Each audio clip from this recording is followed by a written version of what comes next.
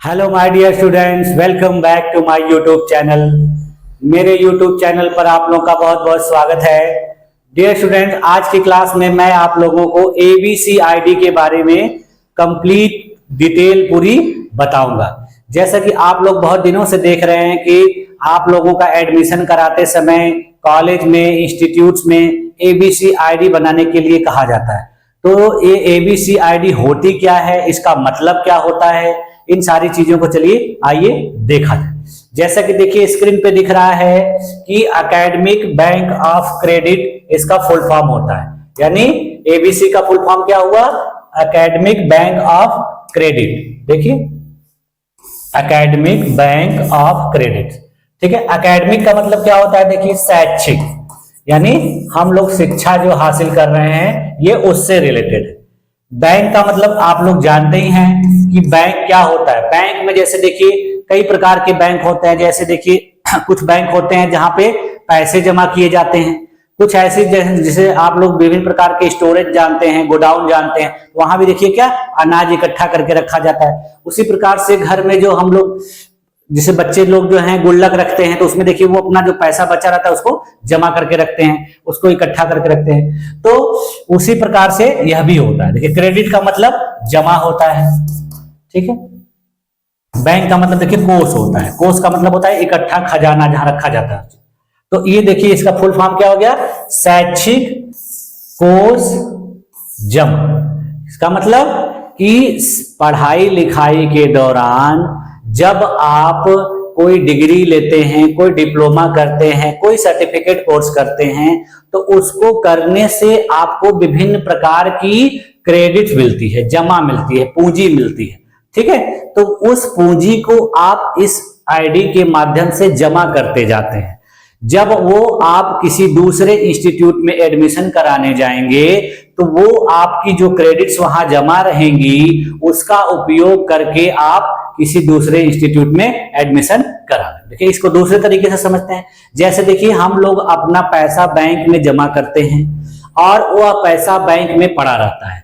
जब हमको जरूरत पड़ती है किसी काम के लिए तो हम उसमें से जो पैसे की जरूरत होती है उसको जाके निकाल लेते हैं। उसी प्रकार से देखिए अनाज का जो गोदाम होता है तो उसमें सारा अनाज नहीं निकालते हैं। हमको जितने अनाज की जरूरत होती है उतना अनाज लेते हैं, अपना काम कर लेते हैं। तो ये उसी प्रकार का आपके पूरे शैक्षिक रिकॉर्ड का पूरी तरह से इसमें रिकॉर्ड रहेगा, जमा रहेगा, सारे नंबर रहेंगे, आपके सारे मार्क्स रहेंगे, कौन कौन से कोर्स करने पर कितनी क्रेडिट्स मिलती है, ये आप जब कोई कोर्स करने जाएंगे तो उसके सिलेबस में मेंशन किया गया रहता है। तो चलिए मैं दिखा देता हूं आपको कि कैसे हम लोग जो विभिन्न प्रकार का कोर्स करते हैं उसमें कैसे कैसे क्रेडिट्स मिलती हैं। हाँ देखिए, जैसे कि देखिए ये स्क्रीन पे आपको दिख रहा है BA history modern and medieval. ये देखिए BA का सिलेबस है मॉडर्न हिस्ट्री का, ठीक है, आधुनिक इतिहास। BA history modern and medieval, ये देखिए अपने उत्तर प्रदेश सरकार के द्वारा सिलेबस निर्धारित किया गया। ये सिलेबस देखिए नई शिक्षा नीति 2020 के अकॉर्डिंग अपने उत्तर प्रदेश के जितने भी राज्य विश्वविद्यालय हैं उनमें ये सिलेबस पढ़ाया जाएगा। इन सिलेबस को देखिए विभिन्न प्रकार के क्रेडिट्स में बांटा गया है। देखिए department of higher education, UP government, Lucknow. जैसे देखिए ये BA का इतिहास विषय का सिलेबस है। देखिए इसमें सेमेस्टर वाइज हर सेमेस्टर को अलग अलग क्रेडिट्स के माध्यम से बांटा गया। जैसे देखिए सेमेस्टर 1 का जो पेपर है ये, इसको देखिए पूरा करने पे आपको 6 क्रेडिट मिलेगी, यानी आप 6 क्रेडिट के हकदार हो जाएंगे। उसी प्रकार देखिए सेमेस्टर 2 को पास करने पर आपको फिर 6 क्रेडिट मिल जाएंगे। तो इसी तरीके से देखिए आपको चौथे सेमेस्टर तक 6 क्रेडिट मिलेगी, यानी आप एक साल में 12 क्रेडिट, एक सेमेस्टर में 6 क्रेडिट प्राप्त करेंगे। 2 साल में आपका 24 क्रेडिट हो जाएगा, यानी 4 सेमेस्टर 24 क्रेडिट। उसके बाद देखिए जो 5वां सेमेस्टर होता है उसमें क्रेडिट्स की संख्या बढ़ जाती है। देखिए 5वां सेमेस्टर में देखिए एक विषय है, एक पेपर है, इसमें देखिए 5 क्रेडिट, एक ऑप्शनल 3 पेपर होते हैं, उसमें से कोई आपको एक चुनना होता है, तो उसके 5 क्रेडिट, 5 5 10 क्रेडिट हो गया। और आपको 3 क्रेडिट मिलता है प्रोजेक्ट का, जिसको हम लोग प्रैक्टिकल के नाम से जानते हैं। तो इसमें आप देखेंगे कि 5th सेमेस्टर में आपको टोटल 13 क्रेडिट मिल रही है, ठीक है। उसी प्रकार से आपका 6th सेमेस्टर में देखिए, यहां भी 5 5 10 और प्लस 3 यानी 13 क्रेडिट। जब आप तीनों साल के क्रेडिट्स को ऐड करेंगे तो आपका टोटल 40 क्रेडिट्स आएगा। यानी बीए करते समय एक विषय में आपको 40 क्रेडिट प्रदान की जाती है। अब देखिए इसका उपयोग कैसे होगा। जैसे देखिए आपने इसी प्रकार से 40-40 क्रेडिट प्राप्त किया, आपके जो 2 विषय रहेंगे मेन विषय, तो भविष्य में उसमें जैसे मान लीजिए कोई ऐसा स्टूडेंट है जो बीए में पढ़ रहा है और उसका एक ही सेमेस्टर पूरा हुआ, या मान लीजिए 2 सेमेस्टर उसने पूरा किया, 1 साल तक उसने पढ़ाई की, उसको 12 क्रेडिट्स मिल गए एक विषय में, फिर दूसरे विषय में 12 क्रेडिट्स मिल गए, और उसके बाद कुछ क्रेडिट्स माइनर सब्जेक्ट के होंगे। तो ये सारे क्रेडिट्स के लिए उसको एक सर्टिफिकेट मिल जाएगा। अगर वो आगे पढ़ना नहीं चाहता है तो उसको इतने क्रेडिट्स का सर्टिफिकेट मिल जाएगा। बाद में मान लीजिए उसका कभी पढ़ने का मन हुआ 1 साल के बाद, तो वो किसी दूसरे इंस्टीट्यूट में, चाहे अपने ही संस्थान में या किसी दूसरे कॉलेज में जो उसके आसपास हो, वहां वो इस क्रेडिट्स के आधार पर दोबारा एडमिशन करा सकता है। तो ये उसकी जो क्रेडिट्स होगी पहले से जमा रहती हैं, तो इन क्रेडिट्स को छोड़कर, यानी उसके 12 क्रेडिट जमा है पहले से, अब आगे की जो 40 में से बची है उसको पूरा करने के लिए वो पढ़ाई कर सकता है। तो ये देखिए इस प्रकार से क्रेडिट्स का मतलब होता है। यानी आपको इसमें बड़ी सुविधा मिल जाती है कि दोबारा आपको जो चीज कर चुके हैं वो करने की जरूरत नहीं होगी, वो आपका एक तरह से जमा रहेगा, और बाकी का जो बचा हुआ है उसको प्राप्त कर लेंगे तो आपकी पूरी क्रेडिट्स पूरी हो जाएगी। ठीक है, तो ये आया इसलिए है ये स्कीम कि जो विभिन्न प्रकार के कॉलेजों में पढ़ने वाले स्टूडेंट होते थे, उनको समस्या आती थी कि मान लीजिए उन्होंने किसी कॉलेज में एडमिशन करा लिया, उसके बाद उनको कहीं दूर रहना पड़ गया, तो उस कॉलेज में वो पढ़ नहीं पाते थे, जा नहीं पाते थे। तो अब क्या होगा कि वो किसी तरीके से 1 सेमेस्टर या 2 सेमेस्टर उसमें पूरा कर लेंगे, और उसको पूरा करने के बाद उनको एक सर्टिफिकेट क्रेडिट्स मिल जाएगा। उसके बाद वो जहां रहते हैं वहां आसपास में किसी दूसरे कॉलेज में जाके इसी क्रेडिट्स के आधार पर अपना एडमिशन करा सकते। तो इसका मूल मतलब यही है, इसीलिए यह लाया गया। इसके बाद देखिए ये चीजें आपके डिजी लॉकर अकाउंट में सब कुछ जमा रहेंगी। जैसे बैंक में पैसा जमा रहता है तो उसको हम कहीं से भी निकाल सकते हैं, तो डिजी लॉकर भी एक प्रकार का लॉकर है जिसमें हम अपने विभिन्न प्रकार के सर्टिफिकेट, मार्कशीट, आईडी, डॉक्यूमेंट सबको स्टोर करके रखते हैं, और उसका उपयोग भारत में चाहे दुनिया में कहीं भी जाएंगे उस डिजी लॉकर से उस आईडी का उपयोग कर सकते हैं। तो ये उसी प्रकार से आपके शैक्षिक रिकॉर्ड का एक प्रकार से लॉकर है बैंक। ठीक है, तो उम्मीद है कि आप लोगों को ये सब चीजें समझ में आ गई होंगी। अब आइए चलिए देखा जाए कि इसके बारे में डिटेल में। ठीक, देखिए एकेडमिक बैंक ऑफ क्रेडिट्स, ठीक है, इसके बारे में डिटेल में देख लेते हैं कि कब लाया गया और इसको किसके द्वारा शुरू किया गया। देखिए एकेडमिक क्रेडिट बैंक शिक्षा मंत्रालय भारत सरकार, इसका मतलब कि यह जो योजना है भारत सरकार के शिक्षा मंत्रालय के द्वारा लाई गई है, और यह जो है नई शिक्षा नीति 2020 के तहत इसको शुरू किया गया। देखिए एकेडमिक बैंक ऑफ क्रेडिट, छात्रों की गतिशीलता को सक्षम बनाना, यानी ये देखिए लाइक इसलिए गई है जो विभिन्न यूनिवर्सिटी कॉलेज में अपने देश के पढ़ने वाले छात्र छात्राएं हैं उनको मूवेबल बनाने के लिए, उनकी मोबिलिटी को एक सक्सेस करने के लिए कि वो एक स्थान से दूसरे स्थान पे जाके आसानी से पढ़ सके। देखिए कहां के लिए उनको गतिशील बनाना है, उच्च शिक्षा संस्थानों में। देखिए क्रेडिट आधारित प्रणाली में कौशल और अनुभवों के निर्बाध एकीकरण में मदद करता है। विभिन्न प्रकार के कोर्स आप करते जाएंगे, आपको विभिन्न प्रकार के कोर्सेज से अलग अलग क्रेडिट्स मिलती जाएंगी, और वो सारी क्रेडिट्स देखिए आपकी जमा हो। देखिए यहां पर दिखाया गया है, जैसे देखिए गुल्लक में हम पैसा जमा करते हैं, जो हमारी बचत होती है, हमको हमारे गार्जियंस के द्वारा जो पैसे आप लोगों को मिलते हैं, तो उसको देखिए आप लोग इसमें इकट्ठा करते जाते हैं, और जब जरूरत होती है तो उसमें से निकाल के उसका उपयोग कर लेते हैं। तो इसी प्रकार से इसमें देखिए क्या है, एक गुल्लक दिखाया गया है और इसमें देखिए विभिन्न प्रकार के सर्टिफिकेट मार्कशीट इसमें जमा हो रहा है। ठीक है, तो ये उसी प्रकार से है। देखिए एकेडमिक बैंक ऑफ क्रेडिट इसका नाम। देखिए ये छात्रों के लिए देखिए क्या है कि ये क्रेडिट बैंक की तरह है। इसमें देखिए छात्र पूर्व शिक्षण अनुभवों से क्रेडिट अर्जित कर सकते हैं, यानी किसी छात्र ने पहले से जो कुछ पढ़ा है, जो क्रेडिट्स उसने प्राप्त करके रखी है, उसका उपयोग भविष्य में अपने कर सकता है। देखिए इस समय अपने देश में देखिए 31.34 करोड़ स्टूडेंट्स का देखिए एबीसी आईडी कार्ड बन चुका है और 2197 इंस्टीट्यूट्स ने इन एबीसी आईडी कार्ड्स को अपने यहां बनवाया है। फिर देखिए 885 देखिए एआई हैं जिनके द्वारा क्रेडिट डाटा अपलोड करने की जो संख्या है वो इतनी है। देखिए ये कब से कब तक हुआ है, 2021, 2022, 2023, ये 3 सालों के अंदर इतना किया गया। ठीक, देखिए उसके बाद देखिए 81.18 लाख अपार आईडी के साथ अद्वितीय छात्र क्रेडिट पुरस्कार भी दिए जा चुके हैं। फिर देखिए 150.48 लाख अपार आईडी के साथ मैप किए गए क्रेडिट डेटा के साथ शैक्षणिक रिकॉर्ड की कुल संख्या ये है। इस समय अपार आईडी देखिए मैंने आप लोग को पिछले क्लास में बताया था कि यह भी इसी तरह की एक आईडी है जो भी वो भी शैक्षणिक रिकॉर्ड से संबंधित है। वो विभिन्न प्रकार के छोटे स्कूलों में जैसे कक्षा 1 से लेके 12 तक के विद्यार्थियों के लिए है और एबीसी आईडी जो है आपकी उच्च शिक्षा संस्थानों में पढ़ने वाले। देखिए विभिन्न प्रकार के राज्यों में देखिए किस प्रकार से इसको लागू किया जा रहा है। देखिए अपने देखिए उत्तर प्रदेश में 126, देखिए इधर बिहार में, बंगाल में, झारखंड में। तो कहने का मतलब है कि ये पूरी तरह से अपने देश में हर स्टेट्स में देखिए इसको अपनाया गया है। हर स्टेट्स में, कोई ऐसा स्टेट्स नहीं है जहां पर यह नहीं अपनाया गया। ठीक, आप देखिए इसके बारे में देखते हैं।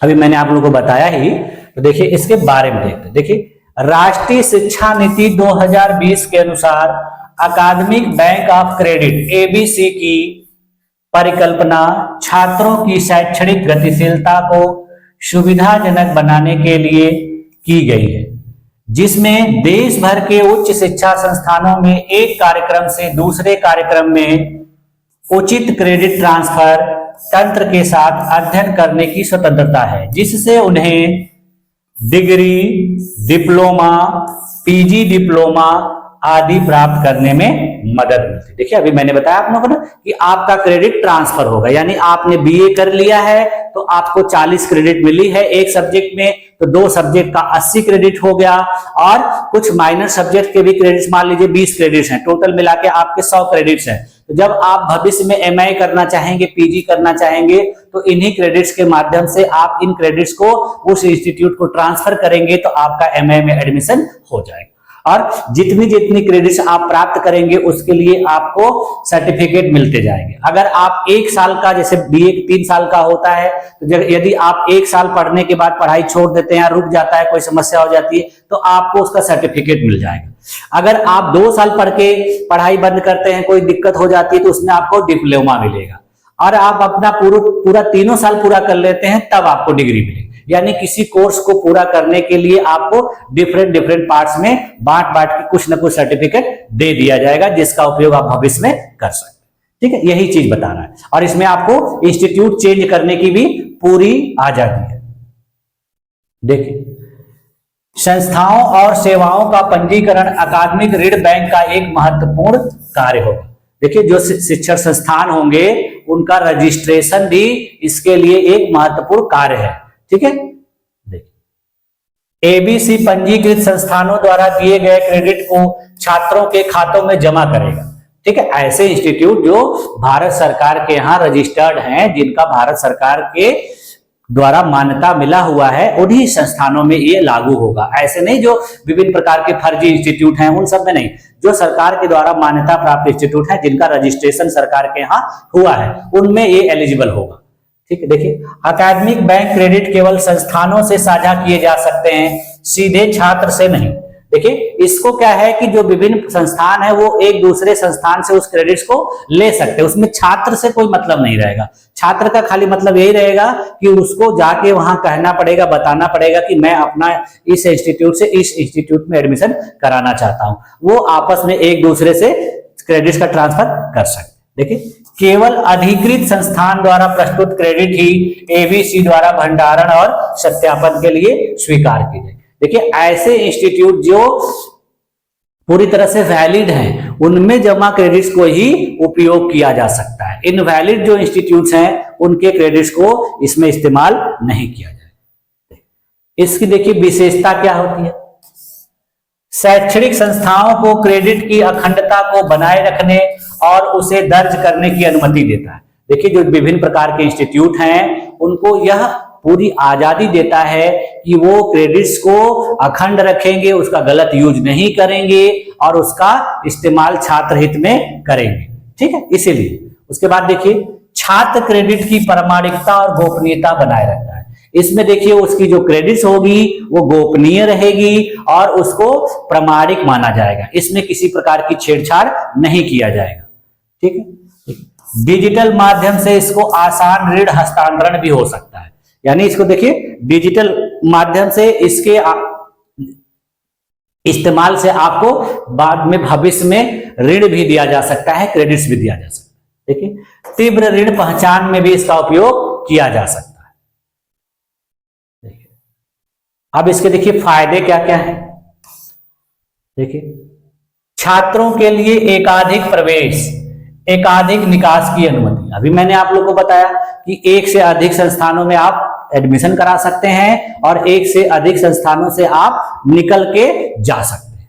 ठीक है, यानी प्रवेश और निकास की पूरी तरह से अनुमति। देखिए छात्र की जो क्रेडिट होती है उसको अधिकतम 7 वर्षों तक संग्रहित किया जा सकता है। यानी आपने जो क्रेडिट्स पाई है उसको 7 वर्षों तक आप इस्तेमाल कर सकते हैं। ठीक है, देखिए उसके बाद देखिए स्रोत और गंतव्य शैक्षणिक संस्थान के अनुमोदन के बाद एकल खिड़की के माध्यम से क्रेडिट हस्तांतरण होगा। देखिए सिंगल विंडो माध्यम के द्वारा इस क्रेडिट को हस्तांतरित किया जाता है जब जो इंस्टीट्यूट होते हैं वो उसको अप्रूव करते हैं तब। देखिए केवल सत्यापित शैक्षणिक संस्थान ही क्रेडिट अपलोड कर सकते हैं। मैंने अभी आप लोगों को बता दिया कि जो वेरीफाइड इंस्टीट्यूट रहेंगे वही क्रेडिट अपलोड करेंगे, वही इसका उपयोग कर सकेंगे। पारदर्शिता में सुधार करेगा और पाठ्यक्रम डिजाइन और विकास के लिए अधिक लचीला दृष्टिकोण बनाने में मदद करता है। इससे देखिए जो स्टूडेंट और इंस्टीट्यूट के बीच पारदर्शिता होती है उसमें इससे सुधार होता है। जो विभिन्न प्रकार के सिलेबस बनाए जाते हैं तो उसमें इसका उपयोग किया जाएगा और सिलेबस को छात्रों के उपयोगिता के अनुसार अधिक लचीला बनाया जाए। इसकी देखिए प्रक्रिया क्या है। छात्रों द्वारा अर्जित क्रेडिट उनके एबीसी अकादमिक खाते में जमा किए जाएंगे। यदि छात्र किसी दूसरे संस्थान में जाता है तो संचित क्रेडिट नए संस्थान के खाते में स्थानांतरित हो जाता है। जैसे देखिए आपने इंस्टीट्यूट छोड़ा तो वहां जितना क्रेडिट आपका जमा है वहां से वो उस संस्थान में चला जाएगा। फिर आप उस संस्थान में पढ़ने के बाद फिर किसी दूसरे में जाना चाहते हैं तो वहां से जमा क्रेडिट दूसरे संस्थान में चला जाएगा।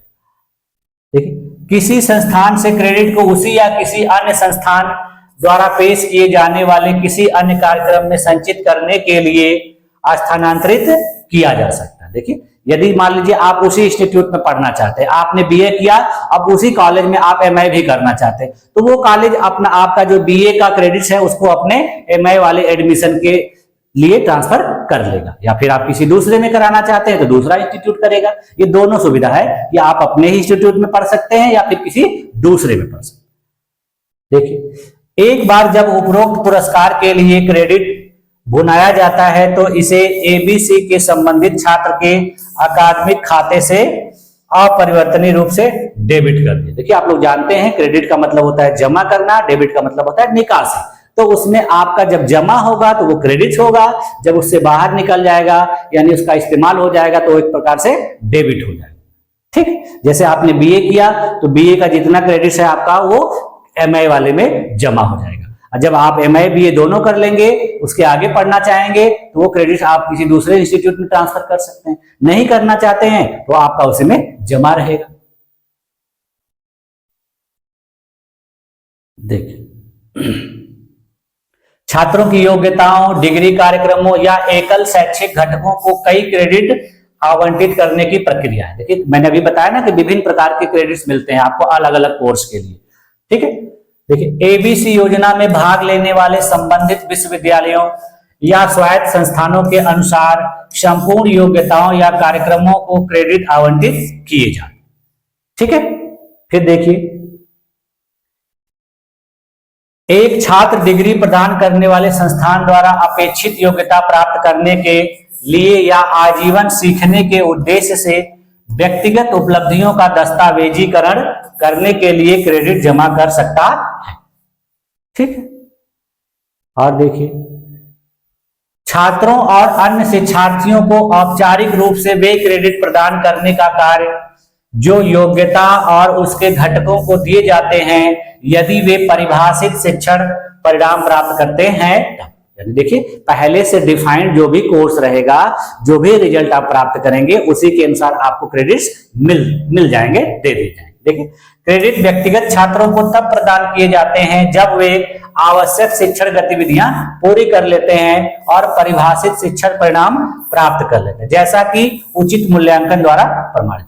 जब आप किसी कोर्स को पूरा करेंगे, चाहे एक सेमेस्टर को पूरा करेंगे, तो उसका जो क्रेडिट निर्धारित रहेगा मूल्यांकन के बाद आपको उतना मिल जाएगा। जैसे मान लीजिए मैंने अभी बताया कि एक सेमेस्टर में 5 क्रेडिट्स है, तो आपने पूरा 5 का 5 नहीं पाया। जैसे मान लीजिए आपका 100 में 100 नंबर नहीं आएगा, तो आप जिस प्रकार का नंबर पाएंगे, जैसे मान लीजिए आपका 90 मार्क्स आया, तो उसी के अनुसार इस क्रेडिट्स को आपको दे दिया जाएगा। जैसे देखिए 100 मार्क्स में 5 क्रेडिट्स है, इसका मतलब क्या है कि 10 मार्क्स पर 1 क्रेडिट्स। तो आप जैसे मान लीजिए 60 मार्क्स पाएंगे, तो आपका कितना क्रेडिट्स होगा? 3 क्रेडिट्स होगा।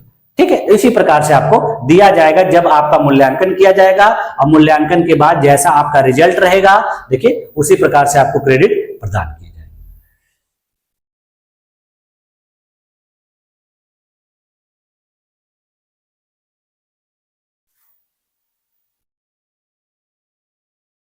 देखिए इसका और भी इस्तेमाल देखिए क्या है, जो एबीसीआईडी होती, देखिए कार्यक्रम को डिजाइन करने के लिए, वितरण करने के लिए और निगरानी करने के लिए भी इसका उपयोग होता है। देखिए एबीसी क्रेडिट के उपयोग से पारदर्शिता में सुधार होता है और पाठ्यक्रम डिजाइन विकास के लिए अधिक लचीला दृष्टिकोण करने में इसको मदद मिलती है। संस्थागत क्रेडिट ढांचे का उद्देश्य विभिन्न कार्यक्रमों की जरूरतों को पूरा करना और अंतर बहुविषयक दृष्टिकोण का समर्थन करना है। ठीक, देखिए गतिशीलता और ऋण मान्यता के लिए एबीसी, देखिए आप लोग को, स्टूडेंट लोग को मोबिलाइज करने के लिए और उनको मान्यता प्रदान करने के लिए विभिन्न संस्थानों में भी इसका इस्तेमाल किया जा सकता है। इसको मैंने आप लोग को ऊपर अभी बता दिया। ठीक है, तो इसका इतना सारा उपयोग है। ठीक है, अब देखिए मैं आप लोगों को एमए का भी सिलेबस दिखा देता हूं, जैसे उसको कितने प्रकार के क्रेडिट्स में बांटा गया। देखिए जैसे देखिए वीर बहादुर सिंह पूर्वांचल यूनिवर्सिटी जौनपुर का एमए का सिलेबस है। देखिए ancient history, culture and archaeology का। ठीक है, ये सिलेबस देखिए नई शिक्षा नीति के अनुसार डिफाइन किया गया है। देखिए ये भी देखिए उत्तर प्रदेश सरकार के द्वारा, उच्च शिक्षा विभाग के द्वारा ये निर्धारित किया गया। जैसे देखिए ये देखिए एमए का सिलेबस है एंशिएंट हिस्ट्री का। इसमें देखिए जो 7th सेमेस्टर यानी पहला सेमेस्टर है, देखिए उसमें एक पेपर का क्रेडिट्स देखिए 5 है। ठीक है, उसी प्रकार से देखिए दूसरे पेपर का क्रेडिट्स 5 है। देखिए इसी प्रकार से इसमें देखिए एक साल में देखिए आपको एक सेमेस्टर में देखिए 3-4 पेपर पढ़ने पड़ते हैं थ्योरी के, और एक रिसर्च प्रोजेक्ट होता है। तो इनको देखिए आपका 5-5 थ्योरी में क्रेडिट्स मिलेगा और 4 क्रेडिट्स मिलेगा आपको रिसर्च प्रोजेक्ट यानी प्रैक्टिकल। तो उसी प्रकार से देखिए हर सेमेस्टर में इसको देखिए डिवाइड किया गया है कि 5-5 आपको मिलेगा थ्योरी में 5 क्रेडिट, 5 क्रेडिट, 5 क्रेडिट और प्रैक्टिकल में 4 क्रेडिट। तो यही आपका जब पूरा कोर्स कंप्लीट हो जाएगा तो यही सारे क्रेडिट्स को जोड़ के आपको सर्टिफिकेट या डिप्लोमा या डिग्री दी जाएगी। यानी यदि आप पूरा कंप्लीट कर लेते हैं तो आपको डिग्री मिलेगी, यदि आधा अधूरा कंप्लीट करते हैं, एक सेमेस्टर करते हैं, तो आपको उसी हर सेमेस्टर का अलग अलग सर्टिफिकेट मिलेगा। ठीक है, तो मैंने आप लोगों को इसको सिलेबस के माध्यम से बता दिया है कि किस प्रकार से सिलेबस को डिजाइन किया गया है क्रेडिट्स के रूप में। ठीक है, अब देख लेते हैं कि एबीसी आईडी को बनाया कैसे। हाँ देखिए, एबीसी आईडी बनाने का तरीका क्या है। देखिए, एबीसी आईडी आप खुद से भी बना सकते हैं, आप साइबर पे जाके बनवाते हैं, लेकिन आप अपने घर पे अपने मोबाइल से, लैपटॉप से, कंप्यूटर से खुद बना सकते हैं।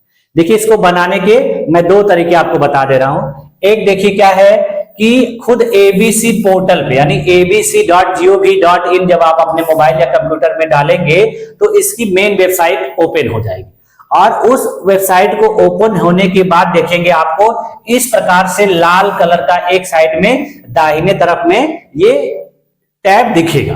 ठीक है, देखिए राइट हैंड में दिखेगा, यानी जो विंडो खुलेगी उसमें दाहिने तरफ में माई अकाउंट करके लिखा रहेगा।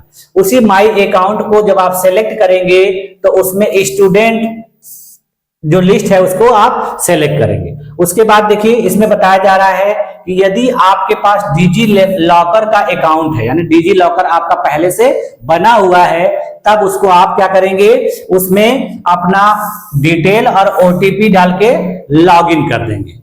ठीक है, यदि आपका डिजी लॉकर नहीं बना हुआ है तो आपको इसको साइन अप करना पड़ेगा। देखिए इसके लिए क्या करना पड़ेगा, यदि देखिए आपका डिजी लॉकर अकाउंट नहीं बना हुआ है तो इसमें आपको बगल में एक लिंक दिया रहेगा जिसमें लिखा रहता है मेरी पहचान। तो मेरी पहचान वाले ऑप्शन पे जब आप टच करेंगे तो इस प्रकार की विंडो आगे खुलेगी। देखिए देखिए मोबाइल से आप इसमें जब लिंक करेंगे तो मोबाइल नंबर और आधार नंबर को आपको डालना पड़ेगा, यानी जिस मोबाइल नंबर का आपके आधार से लिंकेज है उसी का उपयोग करना पड़ेगा, और उसको जब आप डालेंगे तो आपके मोबाइल पर एक ओटीपी जाएगा। ठीक है, और उस ओटीपी को इनपुट करने के बाद आप साइन इन हो जाएंगे, और साइन इन करने के बाद आप जिस यूनिवर्सिटी में पढ़ रहे होंगे उस यूनिवर्सिटी को यहां से सेलेक्ट करेंगे। देखिए यहां से आप जिस यूनिवर्सिटी में पढ़ रहे होंगे, देखिए यहाँ पे बहुत ढेर सारी यूनिवर्सिटी आएगी, तो इसमें देखिए जैसे एक उदाहरण दिखाया गया है यूनिवर्सिटी ऑफ इलाहाबाद, तो आप उसको सेलेक्ट करेंगे। सेलेक्ट करने के बाद आपको एक दूसरी विंडो खुलेगी, उसमें आपको जो भी चीजें मांगी जाएंगी उसको आप प्रोसेस करेंगे, इनपुट करेंगे, और उसके बाद आपकी एबीसी आईडी देखिए बनके तैयार हो जाएगी। देखिए एबीसी अकाउंट क्रिएटेड का मैसेज आ जाएगा और इस प्रकार से आपका आईडी नंबर जनरेट हो जाएगा। देखिए इसमें 3 3 6 3 9 3 12 नंबर की एक आईडी जो आपकी जनरेट हो जाएगी, और ये आईडी आपके डिजी लॉकर में सेव हो जाएगी।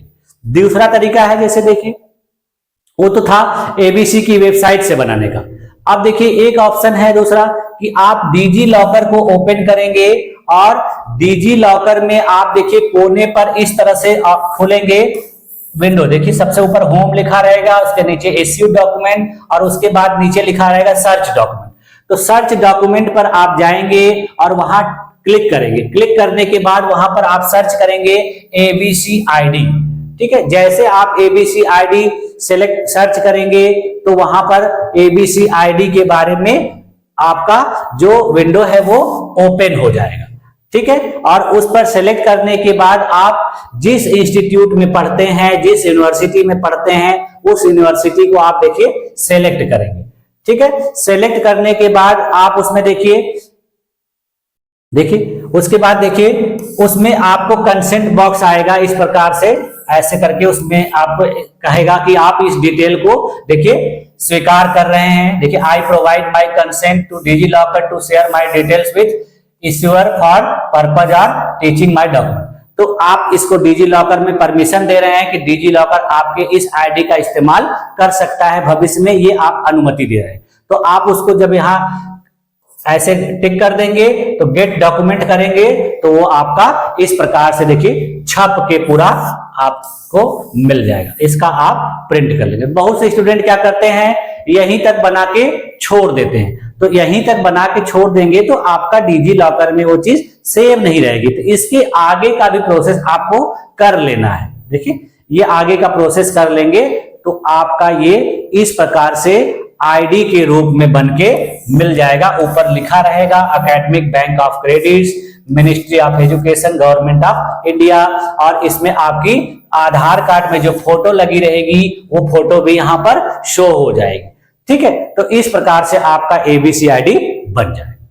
ठीक है, तो ये आपको एबीसी आईडी बनाने का तरीका भी मैंने बता दिया, तो आप खुद से भी बना सकते हैं। जैसे आपने अभी अपना बना लिया होगा तो भविष्य में आपके कोई भाई बहन होंगे और कोई भी होगा आपका दोस्त जिसका अगले साल एबीसी आईडी बनाना होगा, तो इसी तरीके से वो अपनी एबीसी आईडी मोबाइल से या लैपटॉप से या कंप्यूटर से बना सकता है। देखिए पहला प्रोसेस है इसको बनाने का, और दूसरा है इसको अपने डिजी लॉकर से लिंक करके इसको आईडी के रूप में प्रिंट करने का। प्रिंट भी कर सकते हैं, सेव भी कर सकते हैं। ठीक है, तो उम्मीद है मुझे कि आप लोगों को ये वीडियो पूरी तरह से एबीसी आईडी से संबंधित बहुत अच्छी तरीके से समझ में आई होगी। और इस वीडियो में बस इतना ही। इसके आगे जो वीडियो होगी उसमें क्लास होगी, उसमें मैं ऐसे ही महत्वपूर्ण इंफॉर्मेशन से रिलेटेड अगर कुछ मुझे दिखेगा तो मैं आप लोगों को वीडियो के माध्यम से बता दूंगा। तो मेरे साथ इस क्लास में इतने देर तक बने रहने के लिए आप लोग का बहुत बहुत धन्यवाद। मिलते हैं नेक्स्ट क्लास में। Thank you.